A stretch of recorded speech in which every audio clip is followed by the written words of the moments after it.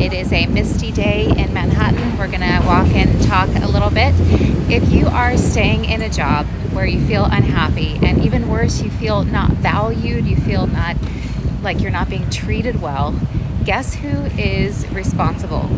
The person who is choosing to stay there, and that's you. And I know that that may be tough to hear. It can be one of the hardest things that we can do, to take responsibility for ourselves and our circumstances.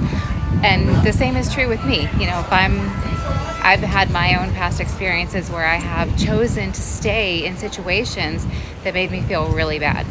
And you don't have to do that. And I've got a few, so many examples I can think of, but one close friend of mine years ago, she stayed in a job for 5 years, and she loved the work that she did, but she was basically doing the work of the two different jobs, and she kept asking the owners for help, and they kept not getting another person. Finally, she quit but she stayed. She chose to stay for 5 years.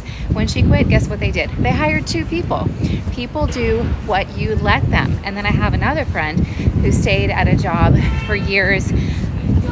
Great job, except for they treated, money-wise and prestige-wise and all of that, but they treated her very not well. And another guy had started, she shared with me, around the same time that she started, and they were both not being treated well. And he said to her, "I'm getting out of here. I see what they're about, and I'm out of here." And he quickly got out of there, got another job, but she stayed for many, many, many years until her self-esteem was completely in the toilet. And then she quit and didn't have confidence in interviews, and didn't even have the confidence to look for something. You don't have to let that happen. And I'm not suggesting that you up and quit your job. We've got responsibilities, we've got bills to pay, I get it. But what I am suggesting is that you don't discount your emotions. Acknowledge your emotions. Those uncomfortable ones are showing up for a reason. This is useful information. Let it guide you in a new direction, and get curious. Start to get curious. Curiosity is such a great problem solver.